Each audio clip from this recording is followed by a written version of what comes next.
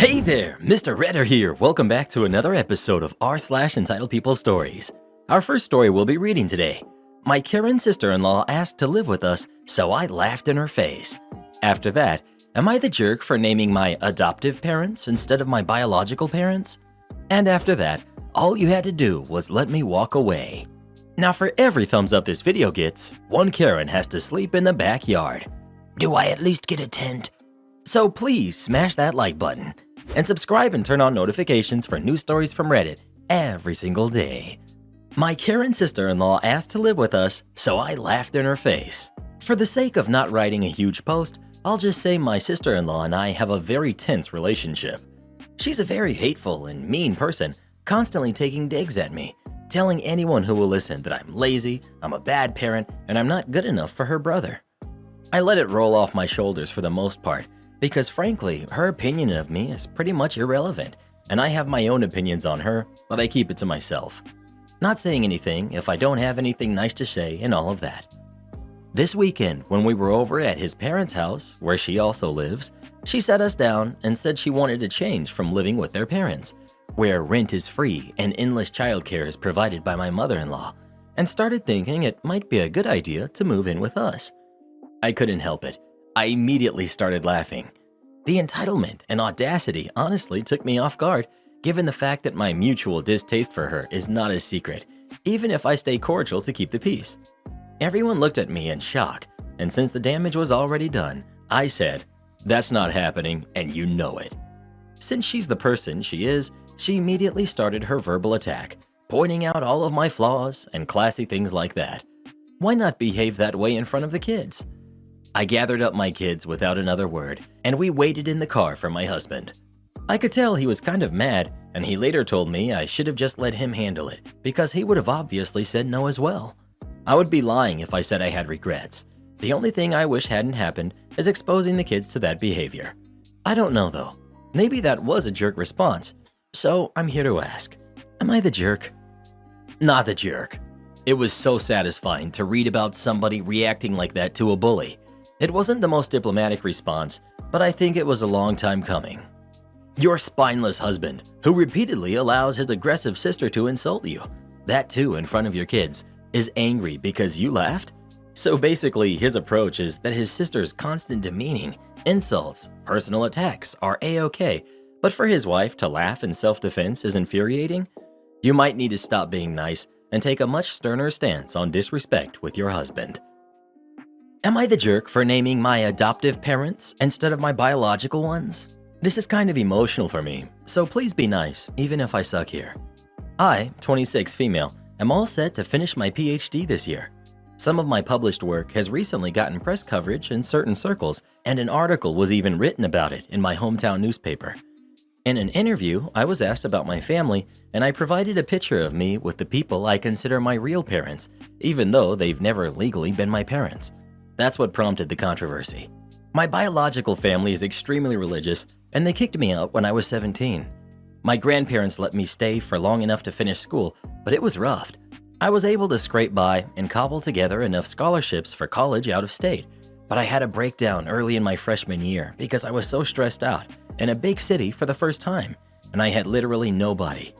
There was a tiny restaurant off campus that was cheap and quiet, and I used to go there sometimes just to get away, and because the immigrant couple who ran it were always nice to me. After the lady asked if I was okay one day and I broke into tears, they kind of just adopted me. They talked me through my breakdown and had me over for dinner and on holidays and treated me just like one of their kids. I helped them with some things around the restaurant while I was in school. Their daughters are older than me, but we're friends, and I'm an auntie to their kids now. These people had no reason to take me in. We're not even the same race. But they did, and I introduced them as my parents now, and they call me their daughter. Once I'm established in my career, I plan to chip in to help them retire. I have kept some contact with my biological family, and the relationship has improved with time as my parents have mellowed out, and several of my younger siblings and other family have left the religion or become much less involved, but I can't forget being abandoned. They've been wanting me to come visit for a while, but I haven't. When they saw the picture of me with my adoptive parents in an article, they freaked out. Their argument is that they raised me, and they already apologized for kicking me out, so this is very hurtful. I think I wouldn't be doing my work without my adoptive parents' intervention, but they aren't my legal parents either. A lot of my biological family and friends are split on the issue. Some say I should have thrown my biological parents a bone since reconciliation is happening slowly. Not the jerk. Forget biological for a second. Couple A kicked you out at a vulnerable age for no reason. Couple B scooped you up and showed you unconditional love. You are not wrong either way, but it's clear why you chose the way you did. Congratulations on your hard-earned education. Congrats on finding a true family. I think it's really sad that parents so easily discount serious emotional pain. They don't realize that the damage done may never be healed. They need to accept what they did and live with the consequences. All you had to do was let me walk away. Some background. I'm a practicing internal medicine physician and formerly a 50% owner in what was once a fairly successful med spa with 4 locations, at least until what happened below. Before anyone accuses me of breaking the law, blah blah blah, don't. This has been litigated, resolved, and I won. But it is a fun story. In the beginning, my business partner and I were mere acquaintances working with a large hospitalist practice. Looking for extra income to pay off student loans, we decided to band together and open a med spa offering Botox, minor cosmetic procedures, B12 infusions, etc. And it was a huge hit, big enough for us to go full-time and expand. This lasted around 7 years. Beginnings of problems. My partner decides that his wife isn't for him and begins to step out on her. Now, this is none of my business. However, it does become my business when you embezzle money to pay for your sugar baby's gifts from our business account. Fast forward a few years, and I've sat on this information because business overall was too good to walk away from it. However, lockdown changed things, and we had to close 2 of our 4 locations. My partner has never been great with money or time management, which is why for the most part, I handled all of the back office stuff from ordering supplies to billing and payroll and so on. This comes into play later. Around 6 months ago, I began looking for a new position and found a new job. I didn't want to leave my partner in a hard spot, so I gave him a 90-day notice to find another partner or otherwise get his business affairs in order before I resigned. He instead used this time to siphon off more funds for his side piece and allow his unruly kids to ransack my office while I was away on a family vacation and frequently not showing up to work or showing up late or super hungover, leaving me to do extra work. My time to go and time to get even. Finally, the time had come to wind down my time per our agreement. My partner was to buy out my 50% of the practice, which we agreed would occur on the Monday of my last week. Basically, I'd take 50% of our liquid assets as a bank transfer. Monday, upon checking, the bank account had been locked out, and upon regaining access, found that $30,000 of my half had been moved to an account I did not have access to. I had it and spent the next few days plotting my revenge. Remember those back office things that I handled above? Well, all of those documents, processes, order forms, etc., well, they are all on our shared office hard drive and absolutely vital to the practice, and way too much work for my partner to do himself in a short time. I just so happened to buy an identical model and take the original hard drive home with me. Upon plugging the hard drive in, I found a backup of his calendar, pictures and emails between him and his mistress, which I forwarded to his wife. The following day, I ran a full-page ad in the local newspaper announcing a special holiday deal on our services, which we had planned.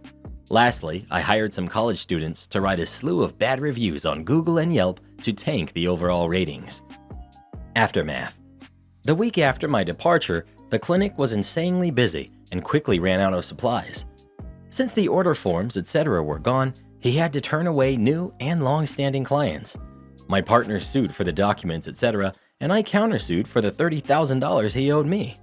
We settled by exchanging the 2. I have since heard his wife divorced him, his mistress left him, and subsequently he has filed for bankruptcy as the clinic never recovered. And his wife cleaned him out. I, on the other hand, really like my new job. Am I the jerk for not changing birthday tradition for my partner's kid? My daughter, Hazel, who's 7, has been obsessed with animals, especially monkeys, for most of her life. On her birthday each year, minus the last for obvious reasons, we visit a local holiday park and petting zoo. My mother started this tradition for my nieces, 28 female and 21 female, who have obviously outgrown it by now, but I like to carry it on. I explained the tradition over breakfast to Natalie, my partner of 3 years, expecting her to be excited too, but she was not.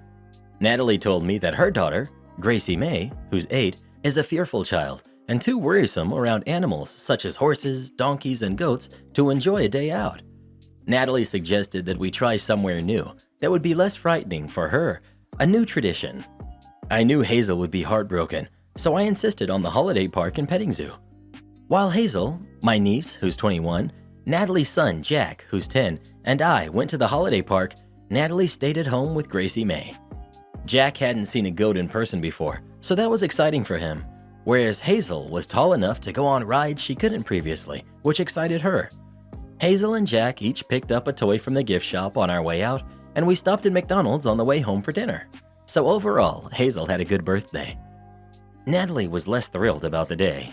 I thought I had been nice to include Jack, but she thought I had driven a wedge between the siblings by taking one and not the other. I said Gracie May can do what she wants on her birthday, but it was Hazel's birthday, so it would be unfair for it to revolve around Gracie May.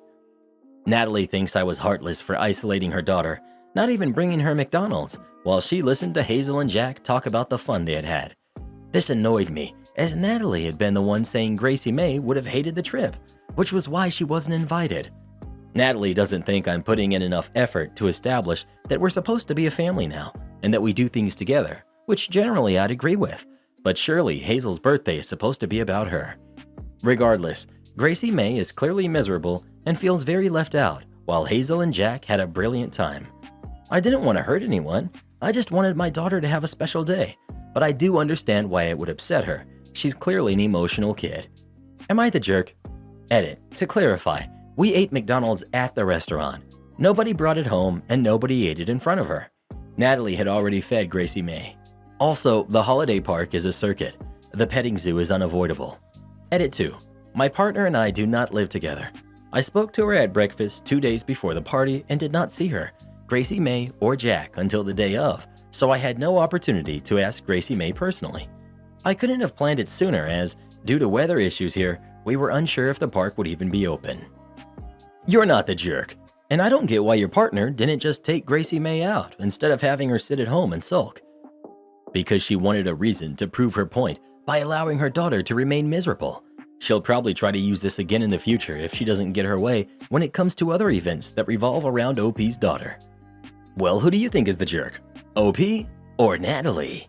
Please let us know. OP sounds like a great parent. I'm sure they'll do the right thing when it comes to this Natalie creature. This is why I didn't want your brat watching my movie with me. People involved. We've got entitled mother, entitled father, entitled kids 1 through 3. We've got me, my mom, and my dad. The shenanigans. This Sunday, my mom told us that she invited entitled mother and father over to visit. Me. Cool. Are they bringing their kids? Mom. Yes, that won't be an issue, will it? Me. Hope not. By this point, I'd started a violent movie and had closed my door. Partway through, I heard them arrive and decided to stay in my room. I wanted to watch my movie, and Super Mormons weren't going to like it. A little while later, I heard my door open. I hit pause. Me. You ever heard of knocking? Entitled Kid 3. I want to watch TV. Me. Not only no, I'm watching my movie on my setup. You need to leave my room. Now.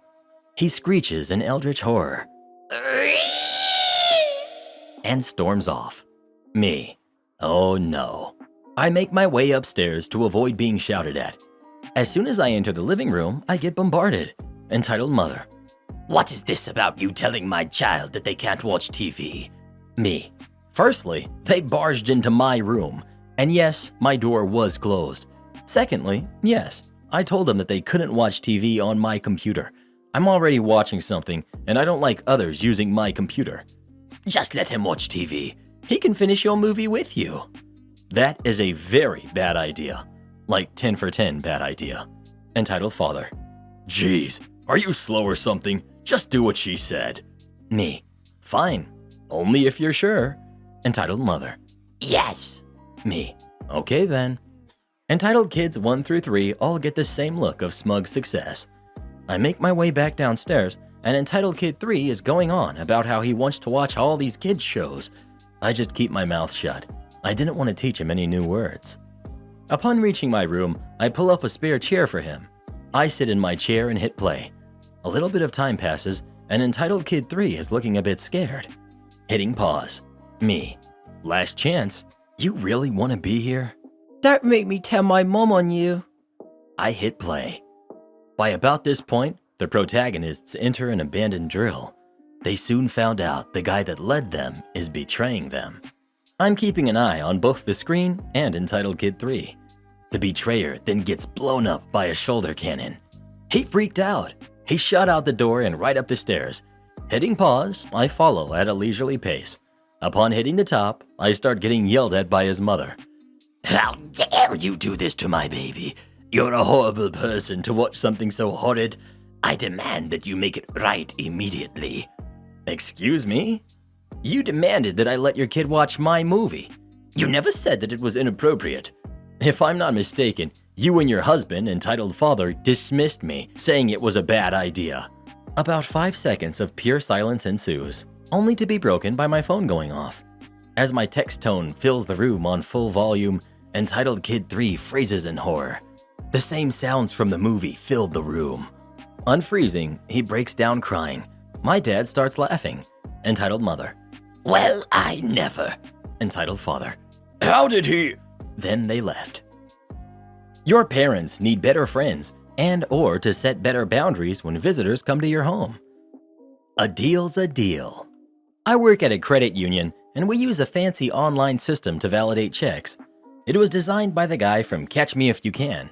If they're over a certain value, we run them through the system and they come back either clear or with a hold recommendation, at which point we do some research on the account and decide for ourselves whether to put a hold on the check or deny it if it gives us the willies. So this day is a pretty steady one, and I'm holding down the teller line while my colleagues take lunch. A woman walks in with her partner. Her face is, soon understandably, a bit of a mess and she looks visibly upset. So she hands me a check for $65,000 and asks to deposit it. Sure, I say.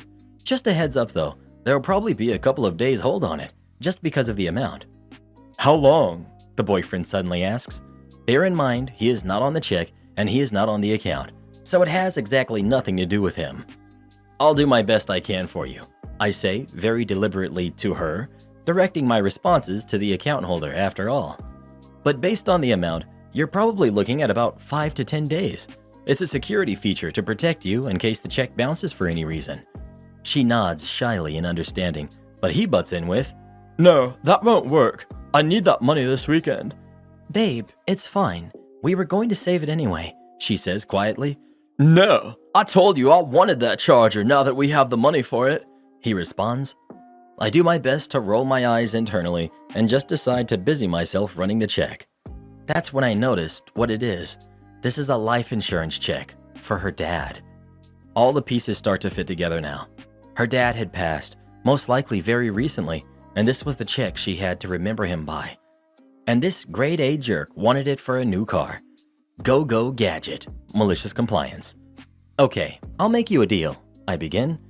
I think this needs to go on hold because of the amount, but being as it's coming from a verifiable source, our system might clear it. Here's the deal.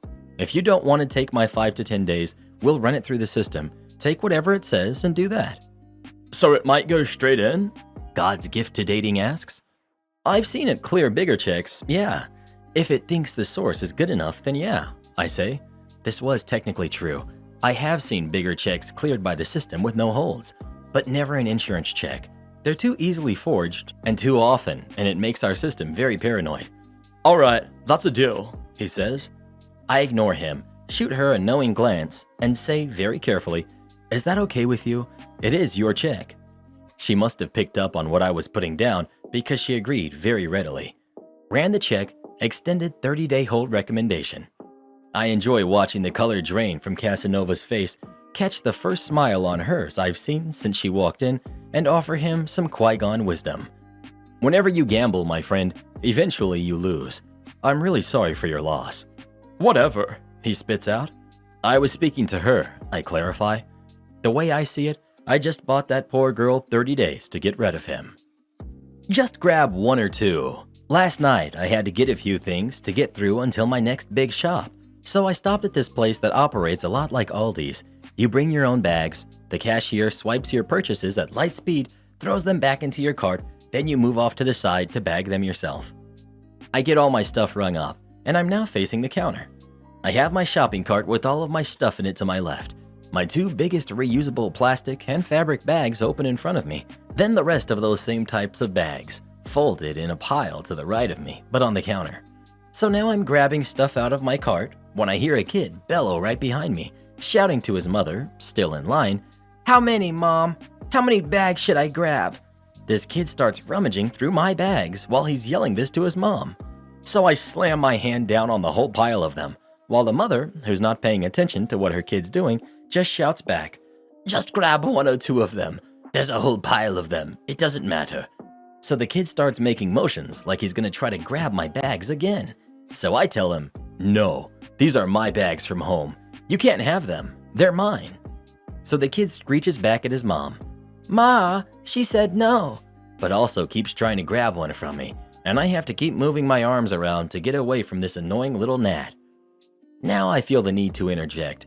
When I was parking my car, this lady parked her vehicle diagonally to mine, so I saw what she was driving. A brand new Lexus SUV.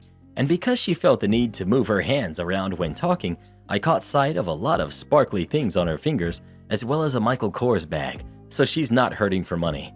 I'm sure it wouldn't break her to splurge and pay the whole entire $1 it cost just to buy the darn plastic bags from the store. So she says to me, loudly and aggressively, with a massive attitude and overdramatic hand gestures, "You have a whole stack of them. Just give them to me." And I said, "No, just buy one from the cashiers. We both could have been out of here already." She's holding up the whole line to stand there and yell at me about how much of a jerk I am, while I take all my extra bags, shove them into the bottom of my biggest bag, and then put all of my stuff on top of them. There, no one's gonna use them. Her kid is just standing there in the middle in between both of us, doing that high-pitched war siren screech that's a really bad attempt to make it seem like he's crying, but he's really not. I think he thought if he made me believe that I was making him cry because of this stupid bag tragedy, I'd relent and give them to him. I didn't. I just walked out. She was still yelling as I was leaving. So stupid. The entire event was so stupid, and the stupidest part of it is if the kid or her would have just approached me and asked me politely, I would have given them all the bags they needed. But no, she sends her minion of evil to do her dirty work and then acted like she had every right to demand my bags. Am I the jerk because I charged my son for tickets I got for free? First, the setup. I'm a single mom to 3 boys who are 18, 13, and 12. My oldest graduated last year and is currently living at home for free while he goes to school and works so he can save. Next, the problem. Sometimes for work, I get perks for doing well or just because. The other day, I won tickets to an event that I was on the fence about going to, so I was planning on selling to a coworker who said he'd buy them if I decided not to go. I was leaning towards that option because the extra money would be nice to have a little more to play with in the family fun account. Anyway, before I could sell the tickets, my oldest son saw them and asked me for them so he and his girlfriend could go. I told him a guy from work offered to buy them, but if he wanted them, he could buy them from me instead.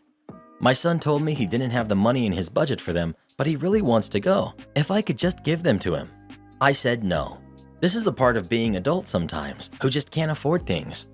He pleaded some more, and I felt bad, so I said he could buy the tickets by watching his brothers while I went on an overnight with my sister. I don't like leaving the youngest two by themselves overnight, and I'll even throw a $50 gift card in so they could get something to eat before. He agreed right away, and I gave him the tickets. I thought it would be a win-win. My son goes to the event, and they had a great time. When the weekend of my overnight comes, I get snacks and leave pizza money with a note to everyone with all the info we discussed, along with the name of the hotel. Then I leave before the boys get home from school.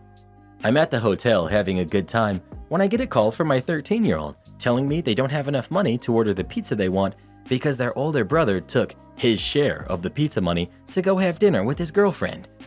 I give the two my credit card number, hang up, and call their brother who doesn't answer. After repeated unanswered calls, I get nervous, and me and my sister check out and take a cab to my house because we had both been drinking. We end up watching movies and having pizza with the boys, all while trying to get a hold of my son. At 1 a.m., he and his girlfriend come home, but it's already late, so they go to his room to sleep. Next morning, I'm upset, so I go to talk to him with a bill to pay me back for the tickets. the gift card, the hotel, the pizza money, and the cab. I also added an inconvenience fee. He said that wasn't fair because I got the tickets and the gift card for free, and I didn't have to come home because he did come home to watch the boys, so they wouldn't have been alone. I told him that wasn't the agreement and the bill still stands. Am I the jerk because I did charge him for something I did technically get for free? Edit. I had a talk with my son and he apologized and paid me back. He also wants to make it up to his brothers. He was going through some friend drama, so that's why he was so flaky and jerky. He's really not a bad kid, but he did make mistakes and he learned from them. We are still a close family and we will still remain so. Not the jerk. You guys made an agreement on payment and he failed to do it. You said the gift card was for pizza, for them to eat, not so he could take his girlfriend out. And you're right, this is part of being an adult. If he couldn't afford it and he didn't want to watch his brothers, then he shouldn't have taken the tickets. You're already doing more than enough letting him live there for free. Nice old lady gets help. Mean old lady gets arrested. I'll start with some background information. I'm about 6 feet tall. I have long hair for a guy, and I'm about 16 years old, and I'm apparently an old person magnet in stores. I'll be referring to the Karen as mean old lady. Okay, so today was a strange day. I was just studying for my test for tomorrow when I realized that I ran out of snacks. It was about 10 a.m. at the time, so I figured I'd just go to the big chain store a few blocks away from my house. Looking back, I should have known most old people shop at those hours in my hometown, but I was just hungry for snacks. I am not really scary, but because of my purple jacket, black pants, and man bun, and earphones in blasting rap music, I didn't really look like an employee, or so I thought. I was just browsing the store to find some snacks and maybe something for dinner that day. As I ducked to search between the salted nuts for a decent-looking bag, I felt a hard tap on my shoulder. I turned my music off and turned around, only to see a nice old lady asking me if I could help her. I always get asked to help by old ladies. I don't know why, but they always seem to like me. So I say, sure, what can I help with? She says that she wants a microwave, but she can't lift it into her cart. I tell her that I will come with her so I can help. I already had everything I needed now, so I just tag along with the nice old lady and help her with putting it in her cart and onto the belt. I kept talking to the nice old lady, and she asked me why I was so nice to her, so I say that I just try to be nice to help elderly people when I can. She tried to pay for my snacks too, but I rejected her offer because I had my card ready already. When I put her microwave in her trunk, she slid a 10-euro bill into my hand and said it was good to see that some people still behave well. After the nice old lady drives off, I realized that I forgot to buy potatoes for dinner, so I ran home, dropped everything off, and went back in. This time was less wholesome. I entered the store and went immediately to the potatoes. I tried looking for the best bag because the chain was known for their potatoes that would have more black spots than any other store, so I find a nice bag of good-looking big potatoes. As I'm lifting the big bag onto my cart, I hear a groan and tapping of a shoe on the tiled floor. So thinking that I was standing in the way, I try to move aside, but the mean old lady isn't having it. She starts to groan even louder. Knowing that I messed up, I turn around and guess what I see? A not-so-nice-looking old lady. She was probably around 60, but was wearing clothes like a 20-year-old would wear. I'm talking a crop top and light blue jeans 3 sizes too small with sandals on. And of course, she had the haircut, but more gray than blonde. I try not to judge anyone, but she was on another level. She loudly said, "Finally, I've been trying to get your attention for at least 5 minutes now." I say sorry, I wasn't paying attention. She then started screaming at me about how she demands me, not asking, but demanding, that I help her put her stuff in her car after she pays for it. I tell her that I'm not going to do it because she screamed at me.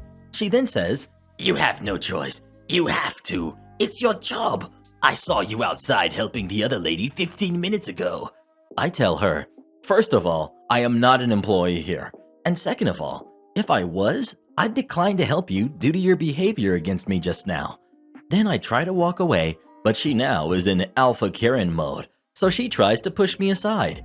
She was kind of on the bigger side, so her push with all force was kind of harder than I expected.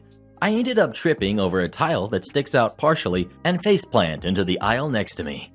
The Karen, knowing what she did, screamed, "Ah, no, don't touch me." I was completely stunned by her actions, so didn't know what to say. So an employee arrives and she starts crying and telling him her lies while they walk to the closest bench so she can sit to rest after being jumped. I try to get back up myself, but due to my bad landing, I managed to hurt my back and couldn't balance myself properly, so I just decided to lay down and wait until someone arrives. Luckily, an old man saw everything and came up to me to help me up. I said I can wait and that I didn't want him to hurt his back helping me up, but the old guy wasn't taking no for an answer. He just picked me up gently and gave me his cane to lean on and giggled. "My wife makes me use it just in case, but I don't need it now." As soon as I thank him, the manager arrives with a not-so-happy look, until he sees me barely being able to stand and the old man. He asks me what happened, and I tell him my story, and the old guy backs me up. He then said to me that the police are already on their way and that we can stay in his office until they get there. As soon as we hear sirens, I feel scared. I'm a boy with a man bun and am being accused of assaulting an old lady, so in my head, my life is over. I'm trying not to puke out the stress while we wait. After mean old lady did her story and said I should be fired to the police because yeah, the police can hire me from a store I don't work at. They come to me and start asking me questions. The old guy is still with us and getting bored. He just says, "Jim," apparently the manager's name, "just show them the camera footage instead of wasting this kid's time." The manager says okay here and turns his screen to show us the entire thing on security footage. I was so relieved to know that I had proof now. After 10 minutes, he asks if I would like to press charges. I said I'll contact him with my parents later. He gives me his details and we walk out. Me too, but slowly.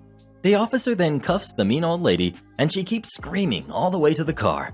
The old man said he was the manager's old supervisor and was also shopping for dinner that day when he noticed Karen bullying customers.